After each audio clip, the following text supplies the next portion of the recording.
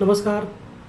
विद्यार्थ्यांचं हे आंदोलन आता फक्त कॉकरोच जनता पार्टी इतपत मर्यादित राहिलेलं नाही आहे किंवा सोनम वांगचुक यांच्यापर्यंतच फक्त मर्यादित राहिलेलं नाही आहे. तर कॉकरोच जनता पार्टी आणि सोनम वांगचुक यांनी सुरू केलेलं हे आंदोलन आता सगळ्या देशभरातल्या तरुणाईचं आंदोलन झालेलं आहे आणि याला वेगवेगळ्या स्तरातून पाठिंबा मिळतो आहे. तो देशातून तर मिळतोच आहे, पण देशाबाहेरून पण याला सहानुभूती प्राप्त होत आहे. सरकारनं पहिल्यापासून या आंदोलनाकडे डोळेझाक केलेली आहे, हे उघडच आहे. कारण 20-22 दिवस झाले तरी देखील सरकारचं कुठलंही शिष्टमंडळ किंवा कुठलाही प्रतिनिधी आंदोलकांशी चर्चा करायला येत नाही आहे. खरं तर पहिल्याच 2-4 दिवसामध्ये सरकारनं स्वतःची भूमिका म्हणून किंवा कर्तव्य म्हणून विद्यार्थ्यांच्या आंदोलनाकडे जायला हवं होतं. सोनम वांगचुक हे काही कुठल्या राजकीय चळवळीचा भाग नाही आहे किंवा अभिजित हा कुठल्या राजकीय पक्षाचा नाही आहे. त्याच्यामुळं यांच्याकडे जाऊन यांच्याशी चर्चा करण्यामध्ये काहीच चूक नव्हतं किंवा काहीही कमीपणाचं नव्हतं, पण सरकारनं असं अजिबात केलेलं नाही आहे.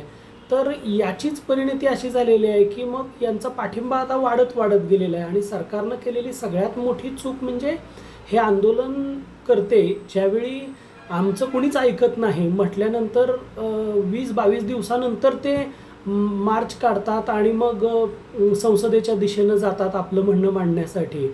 त्यावेळी मग त्यांच्यावरती लाठीहल्ला करणं, त्यांना उचकावणं, पोलिसांचे तर अतिशय चुकीच्या पद्धतीचे व्हिडिओ येत आहेत. मुलींना मारल्याचे व्हिडिओ येत आहेत, मुलांना मारल्याचे व्हिडिओ येत आहेत, वयोवृद्ध व्यक्तीसुद्धा सहभागी झालेत आणि त्यांना पण मारल्याचे व्हिडिओ येत आहेत, पत्रकारांना मारल्याचे व्हिडिओ येत आहेत.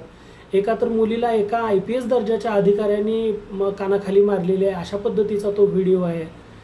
काठ्यांना खिळे आहेत पोलिसांच्या हातामधल्या. पोलीस साध्या वेशामध्ये लोक आहेत आणि त्यांच्या हातात काठ्या आहेत किंवा पोलिसांचा गणवेश घातलेले लोक आहेत आणि त्याच्यावरती नेमप्लेटसुद्धा नाही आहेत. म्हणजे हे सगळं शंकास्पद आहे. एक मानवी हक्क या विषयाचा अभ्यास करणारा व्यक्ती म्हणून मला अभ्यासक म्हणूनही हे खूप निंदनीय वाटतं, चुकीचं वाटतं.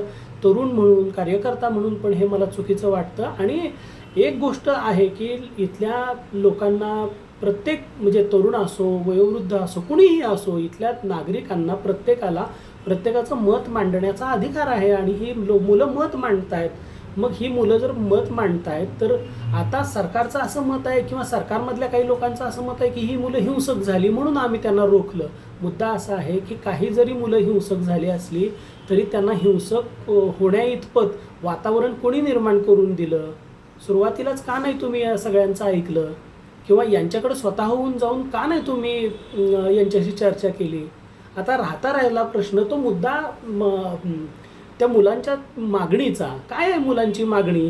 की नीट परीक्षा व्यवस्थित घ्या. दुसरी गोष्ट काय आहे? शिक्षण व्यवस्थेमध्ये सकारात्मक बदल करा. आणि तिसरी गोष्ट काय आहे की या सगळ्या गोष्टींना जबाबदार आहेत ते शिक्षण मंत्री, कारण ते याचे प्रमुख आहेत ना शिक्षण विभागाचे. आणि म्हणून या सगळ्याची नैतिक जबाबदारी स्वीकारून शिक्षण मंत्री महोदयांनी राजीनामा द्यायला पाहिजे. ह्यात गैर काय आहे? लोकशाहीमध्ये अशा मागण्या तर होतातच आणि ही मागणी विद्यार्थ्यांनी केली तर यात गैर काहीच नाही आहे. खरं तर ही मागणी करण्यापूर्वीच शिक्षण मंत्री महोदयांनी खरं तर नैतिक जबाबदारी स्वीकारून राजीनामा द्यायला पाहिजे होता. स्वातंत्र्यानंतरचा आपल्याकडं असा अनेक इतिहास आहेत की कितीतरी मंत्र्यांनी, केंद्रीय मंत्र्यांनी, राज्यातल्या मंत्र्यांनी आपले राजीनामे दिलेले आहेत नैतिक जबाबदारी स्वीकारून.